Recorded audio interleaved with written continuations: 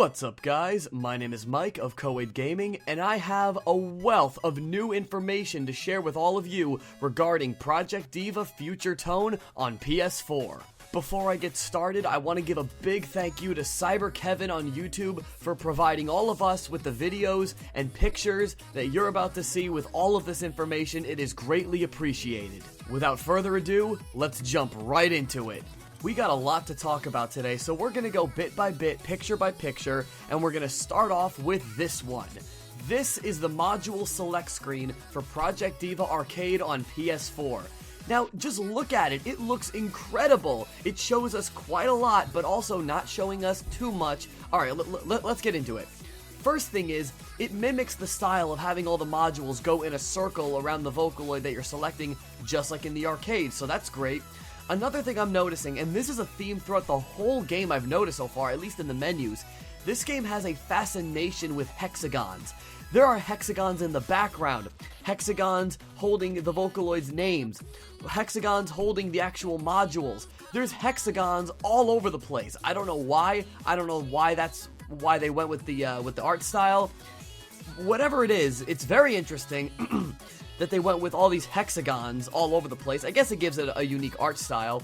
But in addition to that, we have a lot of color going on in the background of this screen, actually more so than the arcade. I mean, I remember saying in a previous video, make this game look better than the arcade if you can, and this actually, in my opinion, does look better. The arcade version of the module select screen is just like a baby blue background. There's not a lot going on, and it's all circles, but having the hexagons gives it a more futuristic look, at least in my opinion.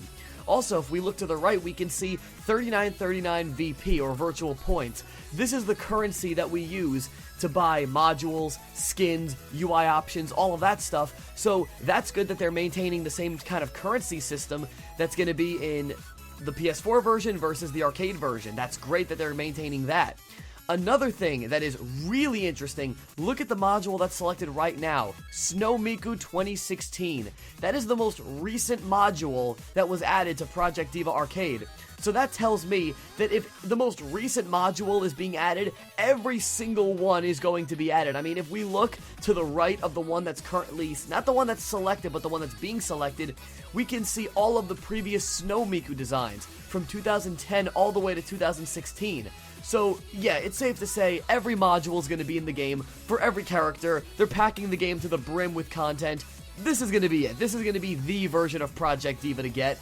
Every module is going to be in the game, as well as every song, but we'll get to that a little bit later. The next picture we're going to look at is one that may cause concern for some, but provides hope for someone like me. Alright, let's take a look.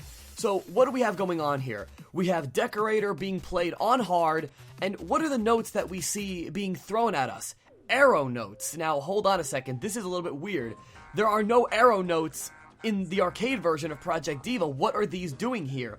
Now, if you've played the previous Project Divas, you would know that the arrow notes do make an appearance in those games, and because this is a left arrow note, here's how I'm going to paint a picture. Here's a PS4 controller, so when the note comes into frame and you have to hit the note, all you have to do is hit left on the D-pad, but also square at the same time, because they're both the same corresponding button. They're in the same location in their respective spot on the controller. Now, that may seem like that's what it's going to be in this version, however, it is not. There are not going to be any double button taps for one note. Now, how do I know this? Well, that brings us to our next picture. Take a look at this. Here's from the same exact song being played. Now, do you notice how we have 4 buttons that are about to be pressed? Now, you can't actually see the 4th one because the video feed is actually blocking it. So let's pretend it's only 3, but it's not. It's 4, but let's pretend it's 3. We have 3 buttons that are about to be held at the exact same time. Up, left, and circle. Now, here's the thing. If you needed to press both buttons just for one direction, it would be impossible to hit all 3 of those notes. You'd have to do up and triangle for up, left and square for left, and then circle would just be circle. You would need, what, 5 thumbs to make that happen? No, you don't. Instead, all you have to do is lean your thumb on up and left at the same time while using your other thumb to press circle. Now, I actually think that because it's up and left, that the other one, the other button, I can't exactly remember which one it is, but I believe it's circle and X, just because that means you're hitting all 4 buttons. So this is how Sega has gotten around the issue of being able to hit all 4 buttons at once. You're going to be able to do it this way. You'll be able to hit all 4 buttons at once, while only having to hit 2 buttons with each thumb. Now, that may easily cause some more concern for some of the other players out there. Wait a minute, is this how the game's going to be with arrow notes, and there aren't going to be the traditional 4 buttons, the traditional 4 melody icons that we're used to in the Project Diva games? Well, that brings us to our next picture. This image was taken from the game configuration screen, basically the options. It shows off quite a lot, but we're going to go bit by bit, one at a time. Now, currently, only 2 of the options are lit up, as this was a demo build of the game that was shown off. So let's start with the first one. The first thing that we're seeing, now I know this is all in Japanese, but I was able to get a translation. Basically, if you miss a note, or you hit the wrong note, in Project Diva games, the Vocaloid will stop singing, because every note corresponds to a syllable of the song, of the vocal track. Well, you can set it in this game so that if you miss a note, or you hit the wrong note, they won't stop singing. You have the option to go back and forth between sing and not sing. That's the rough translation that I got from this. So, the reason they did this, I imagine, is because if someone hears the Vocaloid stop singing and they know the song really well, that may mess them up, it may throw them off their rhythm, and they're actually going to end up doing worse rather than do better. So, I imagine that's why it was put in, but now we get to the one below it, the one with the triangle, square, cross, and circle. This is where it gets really interesting. You will have the ability to configure your controller to have up to 5 different playstyles of the game. So, number 5 is the basic one, with the triangle, square, cross, and circle all being used just like in the traditional Project Diva sense and in the arcade game. However, you will also have the ability to swap out certain buttons for arrows in case you want to have one hand for half the notes and the other hand for the other half. This is basically a way of challenging the player, giving them a new way of playing the game, 5 different ways to be exact, taking songs that they've already beaten, and, you know, instead of adding an extra extreme difficulty, although that may still be there as well, you have this. You have a new way of playing the game with new controls that's going to be completely new to them. This is a way of challenging them. I mean, this game already has over 200 songs, but now adding over 5 different ways to play each one, that's literally over 1,000 different possibilities for playing the game. This is huge. This is completely huge in the fact that some players may not be accustomed to using the arrow notes, or they may be used to the arrow notes being 2 buttons rather than 1. It's funny because Project Diva has actually had fan-made remakes on PC in recent years where arrow notes do exist, where it's only 1 button tap instead of 2. Seems to me like Sega actually took some notes and is applying that to the PS4 version of Project Diva Arcade, because we have now unprecedented customization as far as just playing the game. We're not even talking about UI options, skins, modules. We're just talking about playing the game itself, the actual gameplay. This gives a huge amount of customization to the player. This is a great thing for them, and it's definitely going to make songs like Sadistic Music Factory and The Disappearance even harder. Moving on to our next picture, we have the clear screen for Decorator on hard difficulty. Now, there's a lot to take in here, so let's go bit by bit.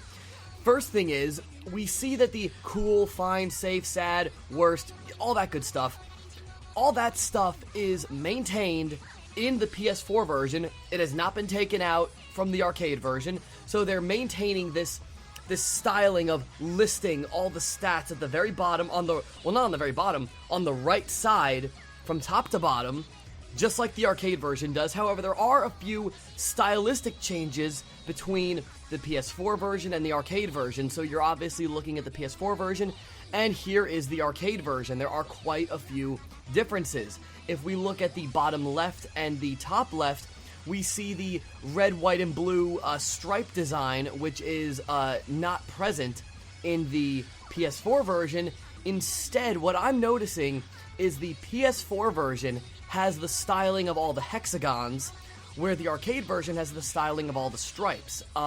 I'm totally down with that. I think it's good that they both have their own unique art style. And if we look at the PS4 version again, I mean, it does have some stripes going across the middle of the screen. So really, I think that what this is, it's just a more streamlined version of the clear screen. It's going to look way better on a TV than, say, the arcade version will, just because of the fact that there's a lot of really small text going on, and when you're playing the arcade version, you're very close, where with the TV, you're not super close. So I think Sega's done a very good job of streamlining all of the core things that need to be in the PS4 version to the PS4 version, while not stripping it so much that it's a bare bones experience, and bare bones as far as visually. I think that they've done a very good job with this. We also have not seen all of the differences between the PS4 version and arcade version. We will get to some of those a little bit later. Moving on. Here we have the song selection screen. Now, I already talked about the song selection screen from the last video, so there's really not a whole lot of new stuff to cover. However, there are two new things that I want to mention. First of all, take a look at the box that shows all the modules. Now, Decorator has 6 Vocaloids appear in the video, however, only Miku sings. The other ones just show up and dance, just basically as a celebration. But notice the fact that they're all wearing different modules. This means that you will now be able to customize the modules of every single Vocaloid for every single song. So if you have a song where multiple Vocaloids show up, regardless of whether or not they sing, as long as they appear in the video, you will be able to customize their modules. To expand on that, here is the module selection screen for when multiple Vocaloids are involved. This happens to be the one for Decorator, where all 6 Vocaloids appear, so we can now see all 6 Vocaloids appearing. They all have their own menu to pick their modules, so this has actually been in previous Project Diva games, being able to customize the modules of every Vocaloid, but it's nice to know that they're keeping it for future tone. And the final thing that I want to talk about for this picture is, on the song selection screen, when you select Decorator, we can see a music note with a reddish pink hexagon that in katakana says Rizuma Game Stato, so rhythm game start. That just means, you know, go. Start the song. That's all it means. This is quite different from the arcade version, where the picture, the actual, like, album cover that sits on the right side flies into the frame and loads from there. This is completely different. I think the reason why they did this is, again, they had to do some stylistic changes. It makes it a lot more streamlined. It makes it a lot more console-friendly. The arcade version is a little bit more over-the-top, but you know what? There's plenty of over-the-top stuff in the game already, so I have no problem with that. It doesn't take away from the core gameplay. It's just a stylistic change. I think it looks really cool. I think it's going to be fine. As long as it doesn't make any changes to the core gameplay, we're good. The very last thing that I want to talk about regarding Project Diva Future Tone are the slide notes. Now, there's been a lot of concern as to how Sega is going to do this, how they're going to map the slide notes to the PS4 controller. I mean, a lot of people thought that the touchpad on the PS4 controller would actually be used for the slide notes. That, however, is not the case, as with this new video that we have, there's going to be no picture here, it's going to be all video. During Decorator, we see the slide notes being used, and right here we can see the analog sticks are used for the slide notes. So, no touchpad, all analog stick. Now, granted, we've seen that button remapping is possible for the melody notes. However, we don't know if there's going to be any remapping for the slide notes. I think that there won't be. I don't think that they're going to do that. I think they want to keep the customization, you know, to a fine point, not to where it's, you know, too much. The thing with the touchpad is it's farther away from your thumbs than the melody icons. So from the actual buttons, you're going to be struggling to hop your thumb back and forth, where with the analog stick they're really close. I think that's what they're going for, and I think that's what they're going to stick with. Now, on the same topic, this kind of alleviates the need for an arcade controller, because that was one of my biggest concerns, being able to hit all the buttons at the same time. We now know they've alleviated that. And the slide notes, they've alleviated that. So, are they going to release an arcade controller? Probably not. If they do, that's awesome, but I don't think that's going to happen. So here's what we got going on. This is all the updates that I have regarding Project Diva Future Tone on PS4. This is looking absolutely incredible. I'm very happy to see that we have some gameplay. We also have some new pictures to go off of. And just like the last time, when there's new updates, I will be up here to cover them. And as promised, when this game does launch, I will be there day one to play it for all of you guys. Mark my words. Make sure to check out the rest of Coed Gaming. And as always, take it easy. What's up guys, thanks so much for watching and I really hope you enjoyed that video. If you haven't gotten a chance to already, make sure to check out last week's video which can be found right here. Also, if you haven't gotten a chance to already, make sure to like our Facebook page and follow us on Twitter. And while you're at it, make sure to check out the rest of Coed Gaming where we upload gaming videos every single week. And as always, game on!